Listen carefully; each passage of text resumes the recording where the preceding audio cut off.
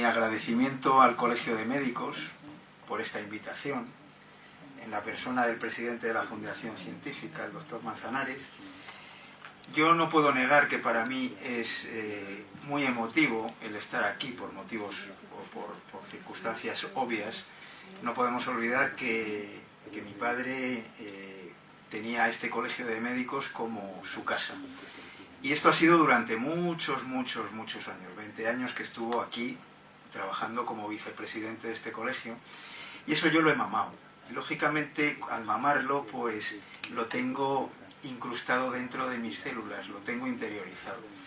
Por eso para mí supone un auténtico reto el poderos hablar hoy de lo que os voy a hablar, aquí en el Colegio de Médicos, del yoga. Y es un auténtico reto, en primer lugar, como os digo, por el espacio, por el lugar, el Colegio de Médicos.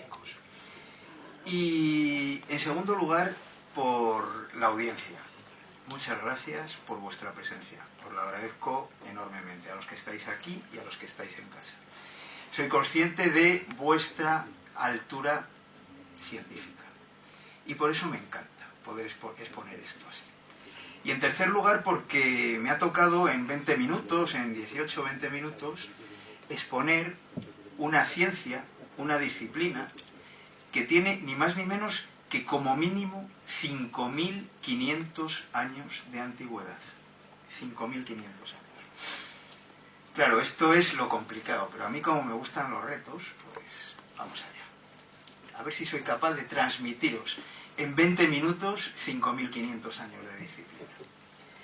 Yoga, yug, de la palabra sánscrita yug, significa unión. Unión entre la consciencia individual y la consciencia universal. Unión entre el cuerpo, la mente y el espíritu. Esta es la acepción que vais a encontrar en todos los manuales de yoga. Unión. El yoga es unión. Pero esta no es exactamente la conceptualización del yoga, que es mucho más profunda y que el significado verdadero es el de yug, que significa yugo. El yugo es ese aparato que se pone a los bueyes para que caminen juntos y que con un esfuerzo, con una disciplina, vayan calando, vayan creando un camino, una senda, y que sobre esa senda se vaya sembrando una semilla que al cabo de un tiempo la vamos a recoger, nos la vamos a comer y nos va a transformar. Eso en realidad es el yoga. El yoga no es más que una disciplina, un camino, un trabajo. Ese yugo que lo que va a hacer es controlar para que la dualidad esté unida y una transformación en la persona que lo va a hacer. Os voy a decir lo que el yoga no es y que mucha gente se piensa que es. El yoga no es una filosofía. No es un sistema filosófico que le va a dar a la mente para llegar a realizar una serie de silogismos y llegar a una conclusión. Al yoga no le interesa para nada la mente. Al yoga lo que le interesa es la no mente, ese estado de no mente. Otra cosa que no es el yoga es una religión. Es cierto que está incluida dentro del hinduismo, que es una darsana del hinduismo. Una darsana quiere decir una perspectiva, un punto de vista, pero el hinduismo en realidad no es más que un concepto prestado que tomaron los ingleses para traer a Occidente y para definir lo que es el Sanatana Dharma.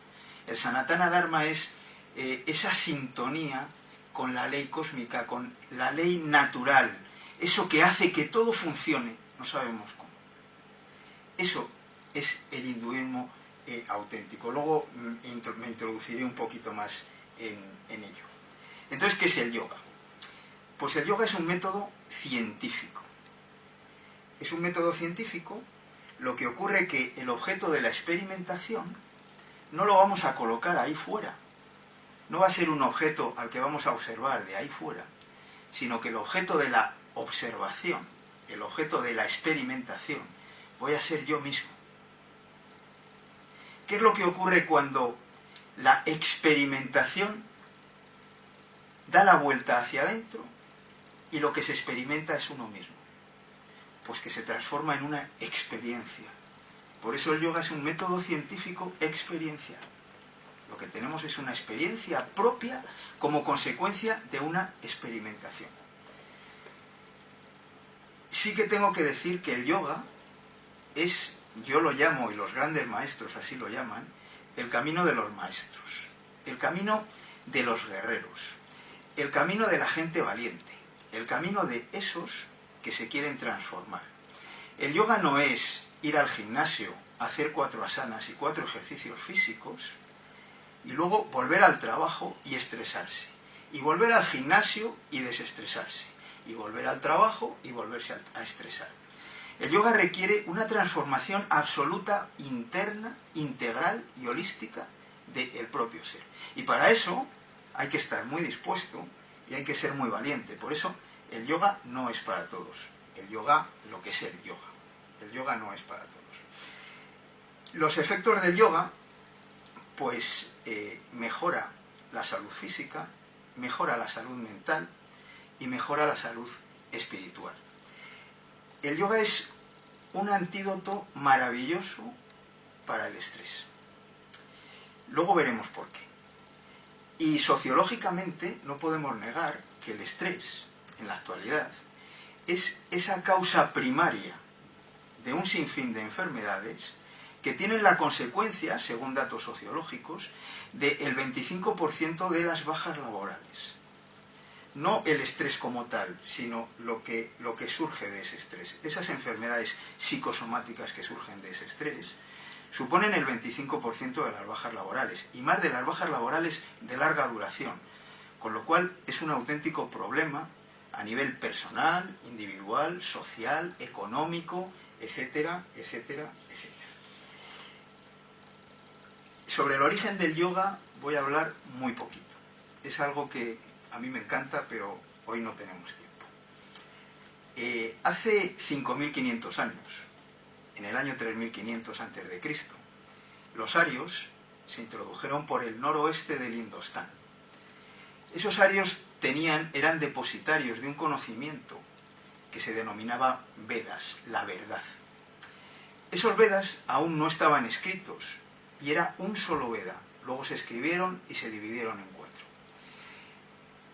Iban dirigidos por una clase sacerdotal que se llamaban los brahmanes, que eran los depositarios de ese conocimiento. Y ese conocimiento tenía una doble vertiente, venía de 2 lugares, una doble fuente. Por un lado, se dice que de la revelación divina, de los rishis en meditación, que recibían esa información del conocimiento directo, y por otro lado, de lo escuchado, eso que se venía contando de boca a oreja, de uno a otro, y que nos iba llevando por un eslabón que nos va llevando hasta el propio origen. Lógicamente, esa historia contada así da lugar a todas las leyendas sobre el origen de la humanidad, etcétera, etcétera. Cuando los arios entran en el Indostán, se encuentran allí con un pueblo, al parecer menos desarrollado que ellos, agricultores, con unos grandes conocimientos sobre la arquitectura. Había ciudades en aquel entonces, hace 5.500 años, de 200.000 habitantes, Jarapa, Mohenjo-Daro, etcétera, en el Valle del Indo, en el Valle del Sarasvati. Y estos dravidianos tenían un conocimiento, tenían una filosofía, una cosmovisión del mundo dualista que se denominó Sankhya. Y tenían un conocimiento psicosomático para mejorar la salud, alargar la vida y ampliar la consciencia, al que se denominaba yoga. Lógicamente, estos Vedas absorbieron el yoga y el Sankhya. Y este yoga y este Sankhya se quedó teñido por lo que es el ritualismo védico, todos estos rituales de los Vedas y todo esto.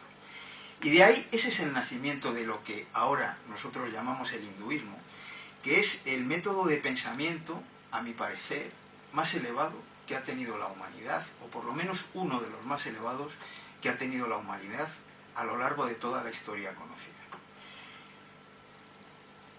Esos Vedas se escribieron en el año 2000 a.C. Posteriormente los Upanishads, los últimos Vedas. Posteriormente el Bhagavad Gita en el año 600 a.C. Posteriormente, en el 300 a.C., se escriben los Yoga Sutras de Patanjali, el primer tratado escrito sobre el yoga. Vamos a profundizar ahora en los Yoga Sutras de Patanjali. De ahí prácticamente no hay nada de Hatha Yoga hasta el siglo XV de nuestra era, han pasado años, que se escribe el Hatha Yoga Pradipika, que ahí enseña una serie de asanas y de posturas. De ahí surgen otra serie de textos, también importantes, en el siglo XVII, y luego ya en el siglo XIX, primeros del XX, surge la gran eclosión del yoga, los grandes maestros. Pero no porque antes no los hubiera, sino porque antes no sabíamos absolutamente nada de Oriente, absolutamente nada. No es hasta la ocupación inglesa y hasta que empieza un poco la globalización que Oriente se empieza a traer a Occidente. Entonces surgen todos los grandes maestros como Vivekananda, Yogananda, etc. Y surgen todas las escuelas actuales de yoga. El Yoga Ananda, el Anusara, el Ashtanga Vinyasa, el Virkan, el Integral, el Iyengar, el Kundalini, el Krishnamacharya, el Power, el Shivananda, el Vinyasa Flow, etc. Os cuento todo esto porque cuando vais a yoga dicen, ¿y tu profesor de qué es? ¿De Shivananda o de Vivekananda? Entonces, simplemente que sepáis que yoga hay uno, lo que pasa es que hay distintos maestros que tienen distintas escuelas. Pero yoga, única y exclusivamente, hay uno. Y yo me voy a ese yoga, que es el que os quiero contar hoy. El yoga auténtico, el yoga que está en los textos, ese yoga que está en los libros sagrados de los orientales. Yoga Sutras de Patanjali, el primer texto escrito del yoga. Primer sutra. Los Yoga Sutras lo que hacen es recompilar todo el yoga que hay hasta ese momento. Estamos hablando del año 300 a.C., desde el 3500. Hatha Yoga Anusansanam. Ahora, en este instante, la disciplina del yoga. Yoga Chitta Vritti Nirodha. El yoga es la restricción de las fluctuaciones mentales. El yoga no es ponerse a hacer asanas. El yoga es la restricción de las fluctuaciones mentales. Si lo traducimos de una manera un poco más libre, el yoga es el cese de la mente. Y me diréis, como una ciencia va a llegar al conocimiento a través de la no mente. Pues voy a ver si soy capaz de explicarlo. Nuestra manera de adquirir el conocimiento es a través de los sentidos, que tienen una percepción parcial de la realidad, porque no es total, no es absoluta. Todo lo que vemos no es lo que existe, todo lo que oímos, etc. Que está tamizado por la mente. Una mente que está teñida por las creencias, por la educación y que también es limitada. El yoga lo que propone es, en estos estados de no mente, tener una relación directa con el objeto observado. Directa. Nos impregnamos existencialmente con ese objeto que estamos observando. Dejamos de lado los sentidos y dejamos de lado la mente. Luego, posteriormente, aplicamos la mente para razonar, para relacionarnos con el mundo, para tal. O sea, el yoga no es irse a los Himalayas y ponerse a cantar el Om todos los días. Sino que es esto, coger estados y hacer de estos estados cada vez más espaciosos. Dice el tercer sutra de Patanjali, entonces el testigo se establece en su verdadera naturaleza. El testigo, yo, el ser, me establezco en lo que soy. No me establezco en este cuerpo, me establezco en ese ser inmutable, eterno, sin principio y sin fin que yo soy. Me establezco ahí y observo desde ahí. Dice el cuarto sutra, en otro caso, el observador asume la forma de la mente. Lógicamente, si yo no me pongo en un estado de no mente, asumo la forma de la mente, y al asumir la forma de la mente, comienzo con mis limitaciones mentales y me empiezo a limitar. y yo soy Ángel Gracia, y yo soy abogado, y yo soy segoviano, y yo, y yo, y yo. Y esto es mío, y esto es tuyo, y todo lo demás. Y me estoy separando del verdadero ser que yo soy.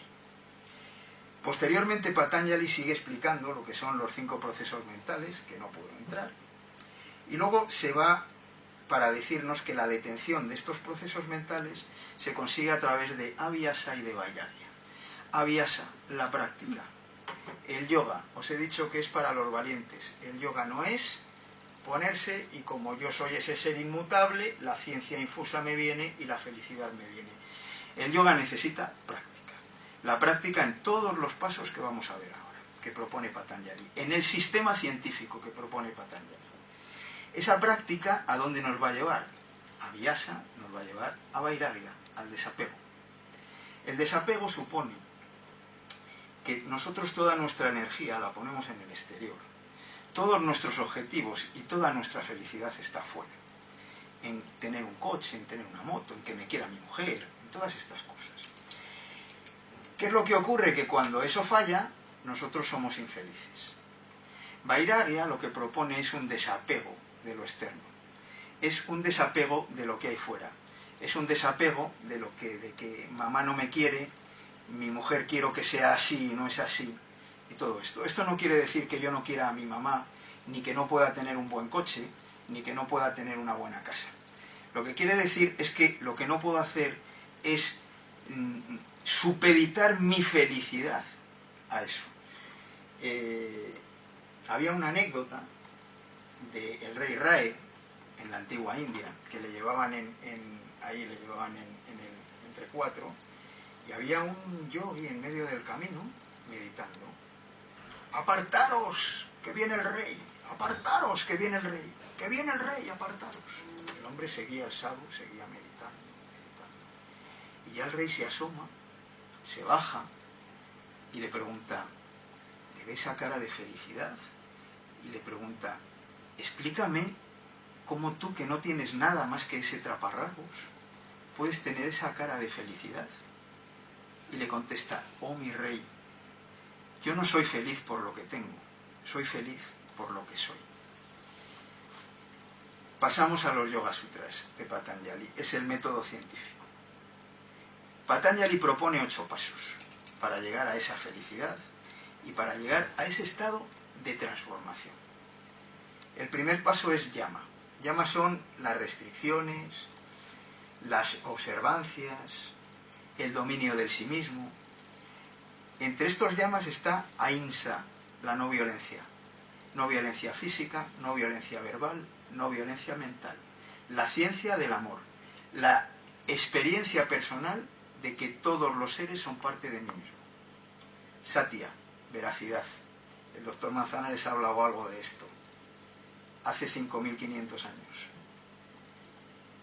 Veracidad. Digo lo que pienso y hago lo que digo. Asteya, la honradez. Brahmacharya, la continencia sexual. En el yoga se entiende de una manera distinta que lo que tenemos nosotros. No es una represión sexual, es simplemente no dejarnos llevar por el deseo y poder ser capaces de transformar ese deseo sexual en un deseo creativo.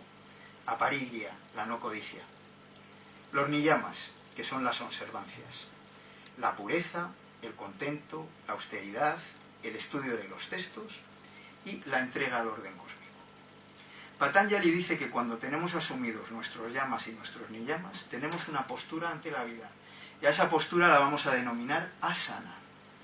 La asana es una postura cómoda y estable, que se mantiene con la relajación del esfuerzo y la meditación en lo ilimitado. Esa es una asana, una postura cómoda y estable. ¿Por qué? Porque cuando estamos cómodos, el cuerpo no requiere la atención de la mente. La mente está tranquila. Cuando el cuerpo está tranquilo, la mente está tranquila. La respiración también va a estar tranquila. Y me diréis, ¿cómo una asana, como un estiramiento muscular, va a ser capaz de controlar la mente, que es de lo que se trata el yoga? Pues de esto sabéis vosotros, los médicos, muchísimo más que yo, pero os doy un retazo. Tenemos unos huesos, unas articulaciones, unos ligamentos y unos músculos. el estiramiento de un músculo no es más que que la longitud entre el origen y la inserción sea mayor. Ese estiramiento muscular, en primer lugar, nosotros por la vida sedentaria los músculos se nos han ido encogiendo. No es el natural. Nuestra mente tiene configurado, el sistema nervioso central, tiene configurado cuál es el estiramiento muscular exacto. El estiramiento muscular lo que va a producir va a ser controlado por el sistema nervioso central, con lo cual nosotros ya hay ahí una conexión entre el estiramiento, entre la asana y el sistema nervioso central y el pensamiento. Cuando se produce un estiramiento ligero, se produce una emisión de endorfinas. Las endorfinas son las hormonas de la felicidad. Nos van a dar un ligero bienestar. Lo que pasa es que el cuerpo es sabio y cuando hay un estiramiento, lo que hace la mente es encoger. ¿Por qué? Pues porque lo primero que hace la mente es preservar el cuerpo. Entonces, cuando hay un estiramiento, esto es lo que se llama el acto reflejo, que lo sabéis mucho mejor que yo, el acto reflejo del uso muscular, células musculares, con varias células musculares, el uso muscular, el nervio sensitivo que va a la médula, que dice, que me he estirado. Respuesta a través del nervio motor, contráete que te rompes. Bueno, ¿qué es lo que propone el yoga con la asana? Pues lo que propone es mantener un estiramiento ligero durante un tiempo determinado. Cuando mantenemos ese estiramiento durante 20 segundos, 30 segundos, dependiendo, lo que hace es que ese uso muscular deja de protestar, deja de gruñir. No hay una llamada y no hay una respuesta. Podemos ampliar un poco el estiramiento. Tenemos más para engañar a la mente, y no para engañarla, sino para dominar a la mente. Sabemos que los músculos trabajan agonista, antagonista y sinérgicos. Cuando un músculo agonista se contrae en un movimiento, la mente tiene codificado que el músculo antagonista se va a estirar. Eso lo tiene codificado. Para hacer una buena asana, vamos a contraer el cuádriceps, se van a relajar los isquiotibiales y voy a poder profundizar en ese estiramiento sin romperme, con todos los buenos efectos que puede tener ese estiramiento. Posteriormente, también tenemos lo que es el órgano de Golgi, el órgano tendinoso de Golgi. Unas terminaciones sensitivas en los tendones. Cuando un tendón está excesivamente estirado, para no romperse, emite también a través del nervio sensitivo una señal y le dice, el sistema nervioso central, a través del músculo motor, le dice a ese músculo de ese tendón, por favor, relájate que vas a romper el tendón. Y ese músculo se relaja y podemos profundizar un poquito más en la asana. Esto al yoga llega a través de la experiencia personal. Luego la ciencia lo que ha hecho ha sido constatar esto. Pero el yoga llegó a la asana hace 5.000 y pico años. Dice Patanjali, una vez que hemos logrado la asana, vamos al pranayama. El pranayama es el control de la respiración. Y como ha hablado mi predecesora, Cecilia, el control de la respiración es fundamental. La respiración es el puente entre el cuerpo y la mente. ¿Vosotros os imagináis a una persona con un ataque de ira respirando así? Es imposible. ¿Qué es lo que quiere decir? Pues que también a través de mi respiración, del control de la respiración, voy a calmar ese ataque de ira, voy a calmar esos estados mentales. O sea que la respiración, puente entre la mente y el cuerpo. Pero no solo eso, es la fuente fundamental de nuestra energía. Toda nuestra energía, el 90% de nuestra energía, viene a través de la respiración. Y la respiración es la fuente de la vida. Nacemos con una inspiración, morimos con la última expiración, que se llama expiración. Vosotros sabéis muy bien que en una muerte clínica, una persona puede estar clínicamente muerta y le mantenéis vivo a través del respirador automático. O sea, la respiración es fundamental. Este control de la respiración es absolutamente fundamental. Pero Patanjali va un pasito más allá. Con esto hemos terminado lo que es el yoga externo, yama, niyama, asana y pranayama. Ahora hay un puente entre el yoga interno, entre el yoga externo y el yoga interno. A ese puente se le llama pratyahara. Pratyahara quiere decir interiorización. Nuestros sentidos siempre van hacia afuera. Toda nuestra energía va hacia afuera. Los ojos van hacia afuera, los oídos van hacia afuera, el olfato, todo va hacia afuera. Toda nuestra energía va hacia afuera. Como el objeto de investigación somos nosotros mismos, lo primero que hay que hacer es dar un giro a esa energía. Y lo que tenemos que hacer es llevar a esos sentidos hacia su origen, hacia su punto original. Eso es pratyahara. Hacer un cambio energético de los sentidos y volverlos hacia adentro. Y ese es el paso previo para lo que es el yoga interior, el yoga interno, que está compuesto por dharana, dhyana y samadhi. Dharana es la concentración.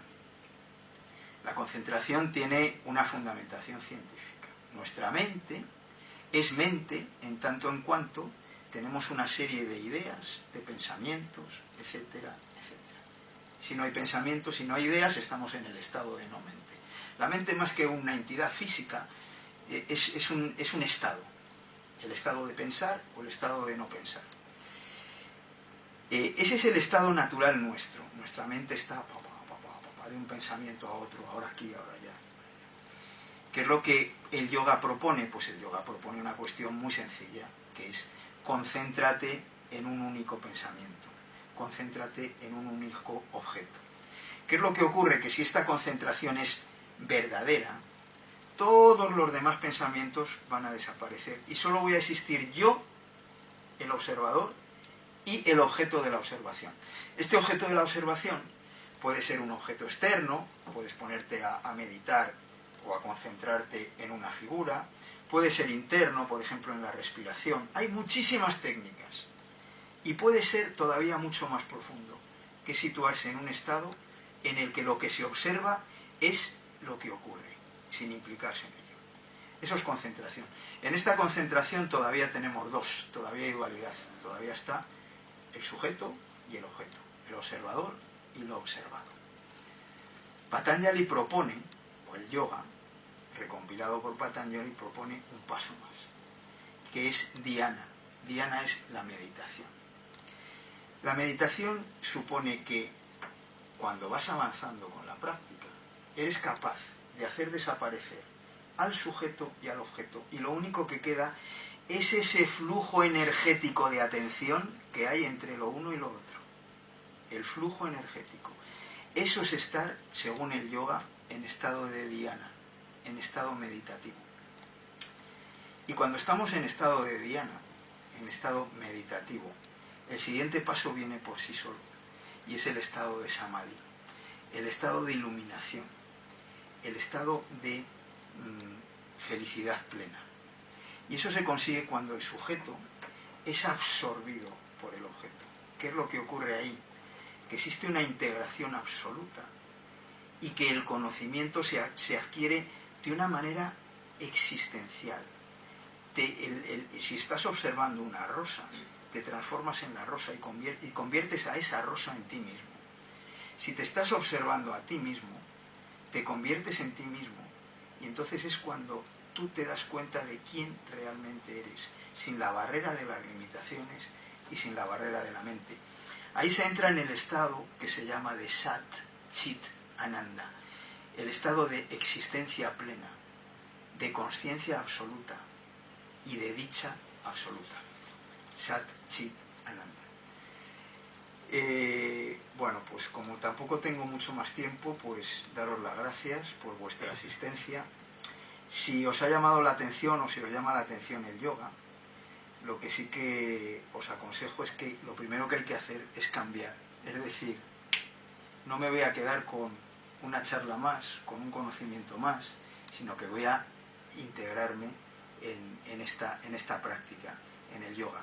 Y yo lo que os aconsejo, si deseáis integraros en el yoga, pues es que os busquéis un buen maestro de yoga que os pueda hacer crecer en vuestra meditación.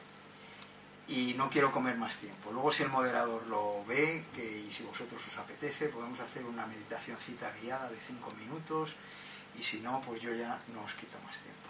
Muchísimas gracias por vuestra presencia, por vuestra atención y por vuestra disposición. Muchas gracias.